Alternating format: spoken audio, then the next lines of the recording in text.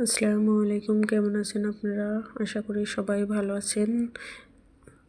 দেশি মুরগি পালন পদ্ধতি আসলে মুক্তভাবে ছেড়ে প্রাকৃতিকভাবে পালন পদ্ধতিতে লাভজনক। আসলে দেশি মুরগি মুক্তভাবে চড়তে বেশি ভালোবাসে, যার কারণে দেশি মুরগি মুক্তভাবে ছেড়ে দিয়েই পালন করা বেশি সুবিধা এবং লাভ। কেননা দেশি মুরগির খাবার খরচ বদ্ধভাবে পালন করলে অনেক বেশি হয়, আর যদি আপনি ছেড়ে মুরগি পালন করলেন তাইলে খাবার খরচ কম হয়। কেননা তারা বাইরের থেকে পোকা মাকড় ঘাস ইত্যাদি নানা খাবার খেয়ে থাকে, আর ওরা সুন্দরভাবে বাইরে ঘুরতে পারে এবং বাইরের আলো বাতাস রৌদ্র সবই এদের গায়ে লাগে, যার কারণে দেশি মুরগিও সুস্থ থাকে। দেশি মুরগির বিশেষ একটা রোগ হয় রানীক্ষেত, যা শীতকালে প্রত্যেক বছরেই অনেক অনেক মুরগি মারা যায়, যার কারণে আপনারা এর 3 ডোজ আছে। প্রথম 7 দিনে, তারপরে 21 দিনে, আর তারপরে আপনি রানীক্ষেতের ভ্যাকসিন 2 মাস বা 3 মাস পরে আপনারা দিতে পারেন। এটা দিতে হবে যাতে মুরগি সুস্থ থাকে। মুরগির এই রানীক্ষেত রোগ এই শীতের সময় বেশি দেখা যায়, কারণ এই সময় এই রোগে অনেক মুরগি মারা যায়। প্রাকৃতিকভাবে দেশি মুরগি পালন আসলে লাভ, সেই জন্যে সবাই প্রাকৃতিকভাবেই পালন করার চেষ্টা করবেন। যাদের বাড়ির সামনে অনেক জায়গা আছে বা ছেড়ে পালন করা যায়, তারাই প্রাকৃতিকভাবে মুরগি পালন করবেন। প্রাকৃতিকভাবে মুরগি পালন করলে আসলে লাভজনক।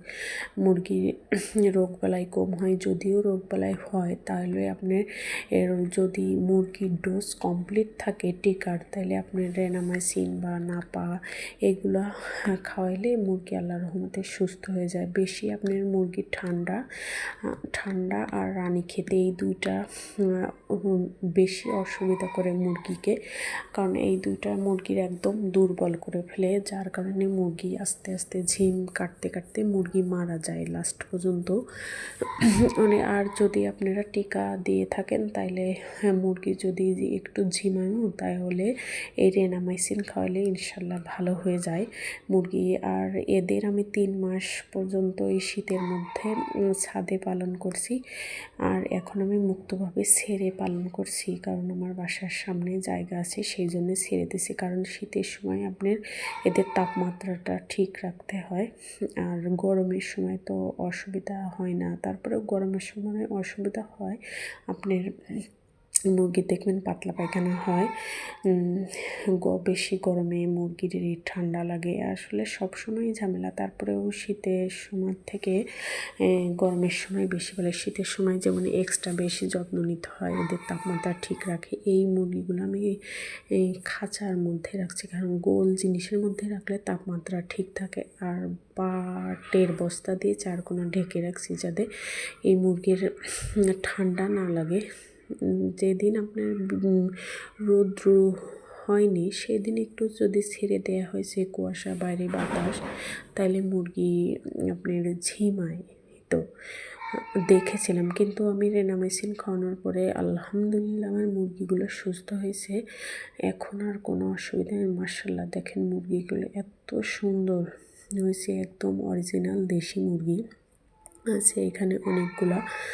এই মুরগিগুলা একদম ভ্যাকসিন করা, এখান থেকে বড় মুরগি বানাবো ইনশাল্লাহ। সবাই দোয়া করবেন।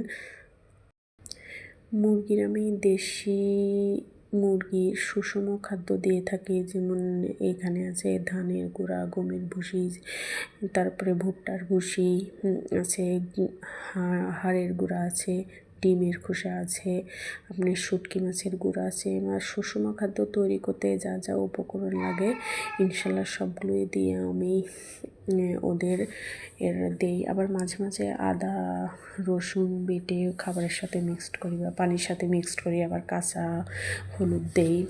আবার ঘাস যখন উপরে আমি ছাদে পুষতাম তখন আমি বাইরের থেকে ঘাসটা বা লতা পাতা জাতীয় খাবার ওদের সবুজ ঘাস দিতাম। আবার বাঁধাকপি দিয়েছি কেটে, আর বাঁধাকপি খুব পছন্দ করে এরা খাইতে। আসলে দেশি মুরগির এক কথা, আপনি যা দেবেন ওরা তাই খাবে দেশি মুরগি, সেই জন্য দেশি মুরগি পোষা এই লাভজনকই আমি মনে করি।